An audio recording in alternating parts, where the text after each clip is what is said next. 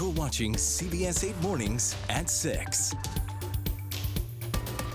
Thank you so much for joining us here at 6 a.m., everyone. I'm Eric Connert. And I'm Neda Iranpour. Glad to have you with us. And yeah, hopefully you had a nice weekend.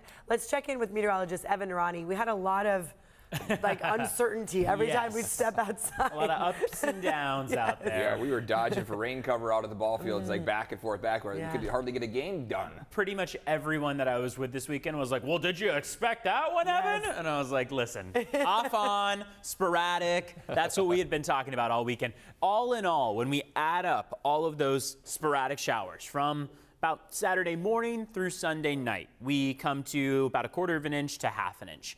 Now, as we start off our Monday morning, we have a few remaining sprinkles out there, very light. And again, I mean this sincerely, very light this morning compared to the more moderate activity that we saw over the weekend. Partly cloudy into the afternoon with 60s in the forecast, and we'll continue with 60s into Tuesday as well. This is what we mean, that 20% chance of showers. You can kind of make out toward the right-hand side of the screen some light rain that's coming down that we see from Mount Soledad. We'll be talking in more detail about this dry stretch and then about more wet weather by the middle of the week, coming up in just a few minutes. Back to you.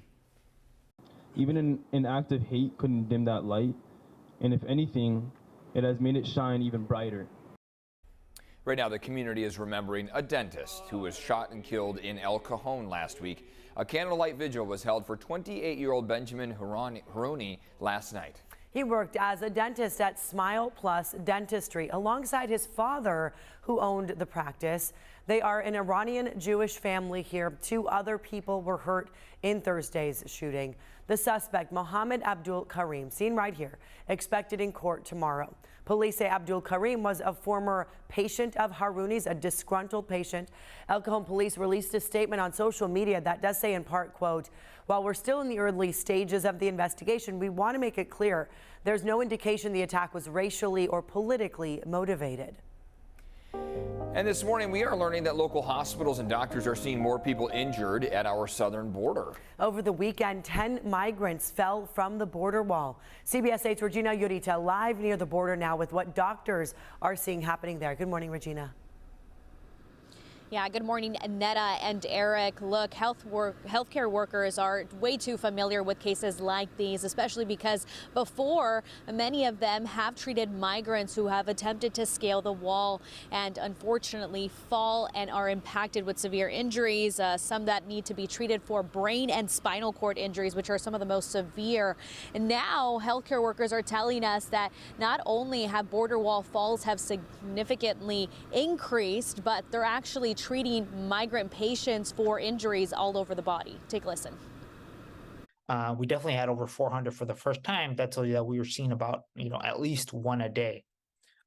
What we saw back in 2019 with 40, that was over the whole year. Now we could easily see that in a month. And so the number of migrants needing treatment for severe injuries after falling from the U.S.-Mexico border wall has significantly increased over the past 5 years.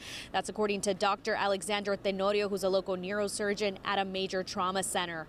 On Saturday, at least 10 migrants were injured and taken to trauma centers after falling from the border wall near the Tijuana River Valley. Officials described it as a mass casualty event. San Diego Fire and Rescue responded to the incident. They tell us they found several migrants with broken bones. They also say some of the migrants were trying to scale the wall with their children. All of them were taken to trauma center. So back out here, we know that these past several days there has been some rain. So actually migrant advocates who were there before that incident, they tell us that rain could have played a part in that. But that is the latest information that we have as far as a Saturday's incident. And if you want to see if we actually receive more information, you can check back on CBS8.com. And of course, just keep following this story. That's latest here near the border. I'll send things back to you guys.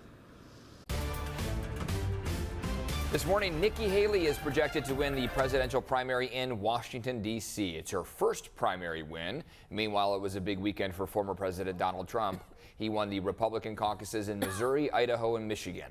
Right now, both Trump and President Biden are overwhelming front runners to earn their party's nominations. Voters in more than a dozen states will be heading to the polls tomorrow for Super Tuesday, and that includes California. Right now, more than 200 voting centers are getting ready to open across San Diego County here this morning. You don't have to wait till tomorrow to vote. CBS 8's Chris Grow live in Kearny Mesa now with everything we need to know if you haven't voted yet. Hi, Chris. Yeah, good morning. In fact, don't wait till tomorrow. Probably easier to get that done today, though, of course, we know everyone has those busy schedules. So we have more than 200 voting centers as well as ballot drop-off locations that are now open all around the county. And many of you have that ballot already at home and just simply need to fill it out. Now, the best thing to do is going to be to go ahead and take it to one of these voting centers or one of these ballot drop-off locations. But here are the hours. Starting today, 8 a.m. to 5 p.m. And then tomorrow, there will be extended hours from 7 a.m. to 8 p.m. You can find out where these are at sdvote.com. Now, for those of you that are not registered and you did not get that mail-in ballot, you are still able to vote. Now, what you can do is you can go to the closest voting center near you.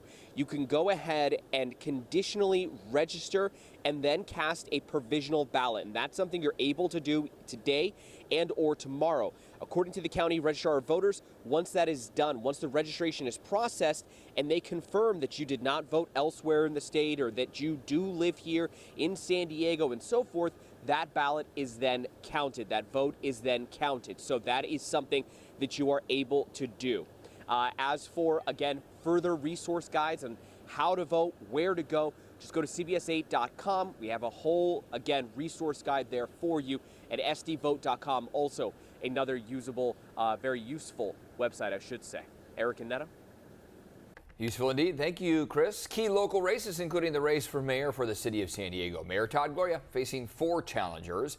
In the South Bay, 6 people are on the ballot for the now vacant Chula Vista City Council District 4 seat. Andrea Cardenas resigned last month, but she is still on the ballot because it is too late to change.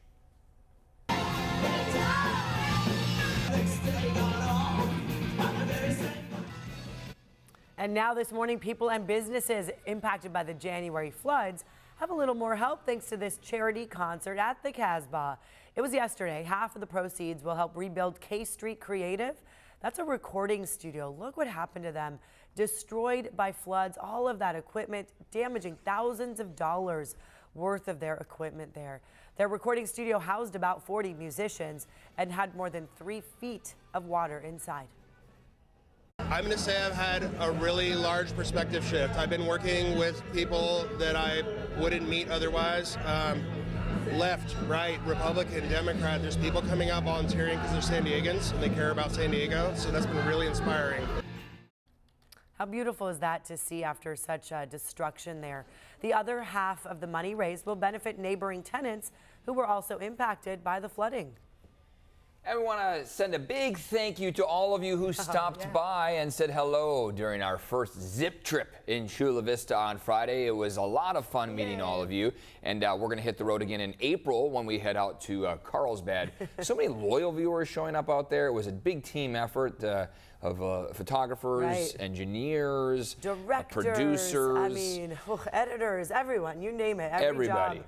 And the set they had out there that our team built. It was amazing, right? I could not believe it. And the Balboa South let us use that whole outdoor dining space. That is prime real estate, they said. We had choirs. We had mariachi bands.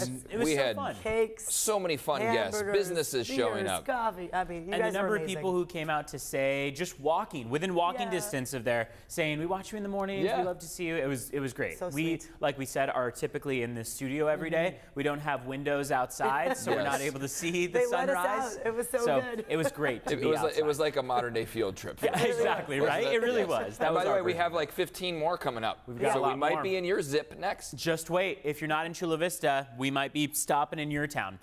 Good morning to all of you. This is what we have outside as we start off our Monday. Clouds that are a bit ominous and in some cases still dropping some rain, as you can see here. That's where that view starts to get a little iffy.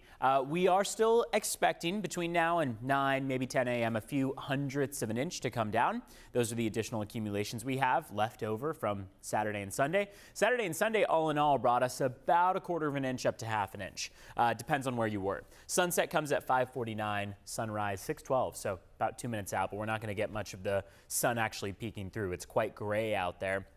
4 to 7 foot waves still in the forecast through about 9 a.m. and really for the day today. And then after 9 a.m. we will lose this high surf advisory and we'll start to see the wave heights diminish along our coastline. This is the rain that we see out there right now. A little bit of green popping up along the coast, spreading inland. Clouds are stretching farther east, so closer to the mountaintops. So it's a gray start to the morning, a sprinkly start to the morning in some spots, and that will start to change very quickly as we get into this afternoon. This afternoon, we're going to be looking toward partly cloudy skies, just a few AM showers left. Partly cloudy through Tuesday as well. Temperatures warming up into Tuesday too. And then Wednesday will be that next chance for rain in the forecast. We are looking at an additional about ½ an inch for Wednesday into Thursday.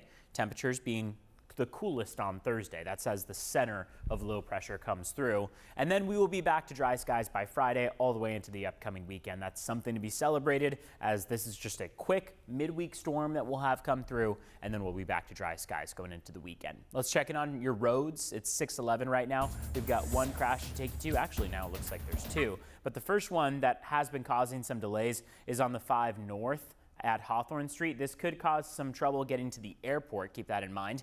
This is causing some stop and go traffic, and over the airport, that green that you see on the left-hand side of your screen shows that that's an area that has some damp roads too. Let's check in on your border wait times as we start off the day. 110-minute wait, so nearly 2 hours at the San Ysidro Port of Entry. Otay Mesa Port of Entry is going to take you about 90 minutes to get across. Back to you.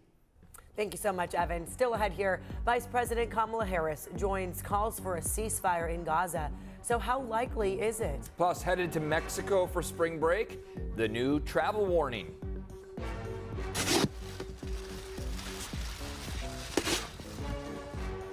Lots of this happening. Yes, shoveling. People in the Sierra Nevada still digging out from heavy snow, and more is on the way.